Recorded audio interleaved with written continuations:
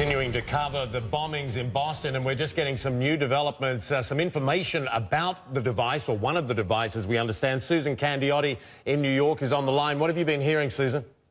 Hi, Michael. A federal law enforcement official with knowledge of the investigation is telling us that investigators now believe that one of the bombs appears to have been placed inside a metal pressure cooker that was hidden inside a backpack. So inside a metal pressure cooker hidden inside a backpack. Now, this again has to do with at least one of the bombs that was found.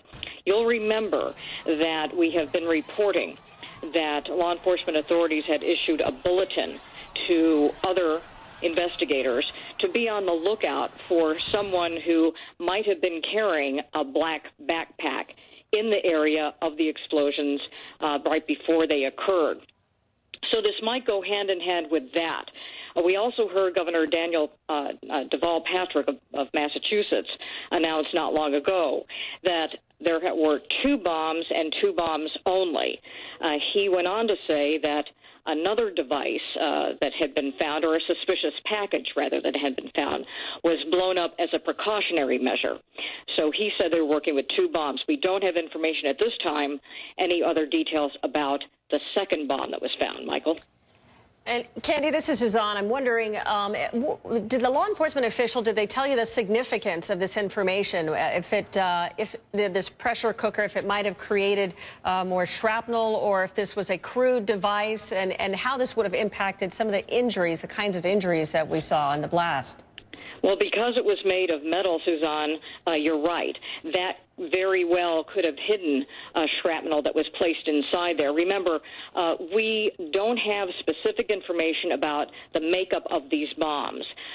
We have heard from some of our law enforcement sources that they're looking at, that they have some indication that some of them were constructed with a low-velocity powder and another chemical device that could have been put together to help create this blast, along with other ingredients that would amount to shrapnel. We've also heard from doctors who have been telling us about finding nails and other pieces of metal that they believe were part of the device and not just injuries as well.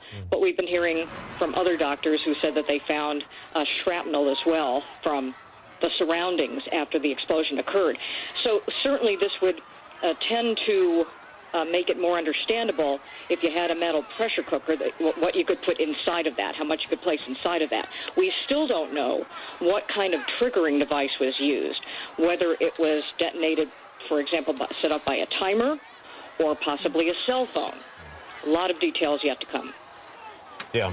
Yep, Susan, thanks so much. Susan Candiotti there.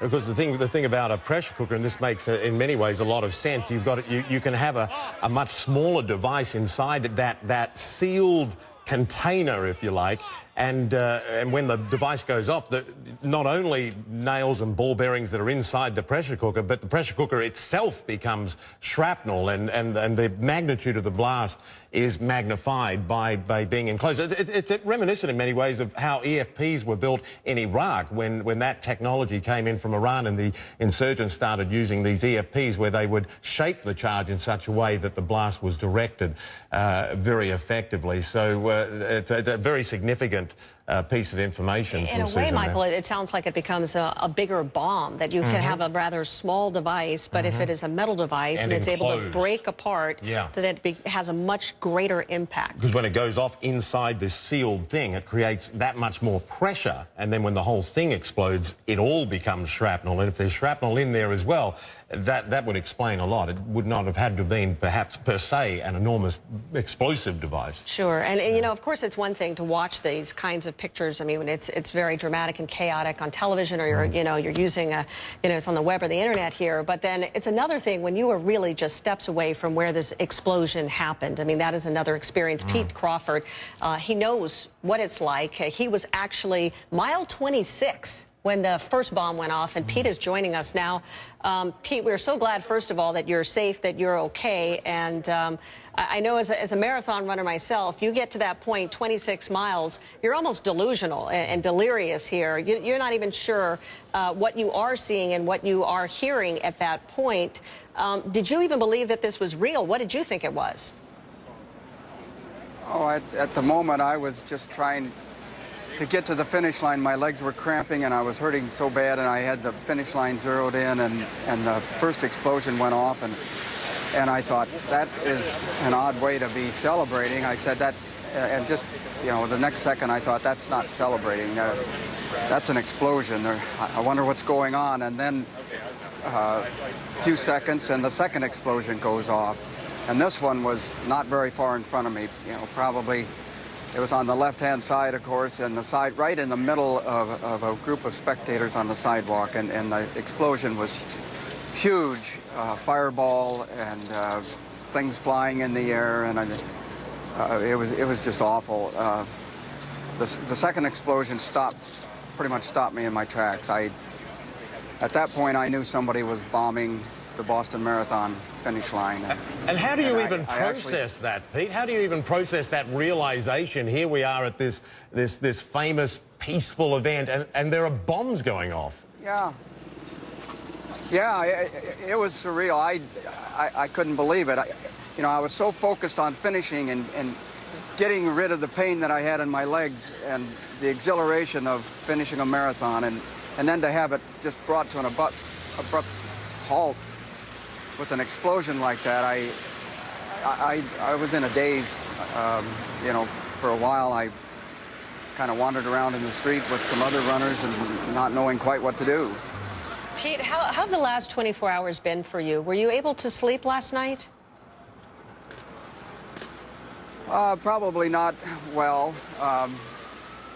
You know, my legs are understandably sore, but just after, you know, sleeping overnight, I come to a better realization of what happened yesterday, and you know, I kind of now have a feeling of a little bit of anger and sorrow, you know, sorrow for those that were injured, and certainly for their families, and my heart goes out to them, and anger that, you know, such a wonderful experience was disrupted by such an event, and, you know, I wasn't even able to finish.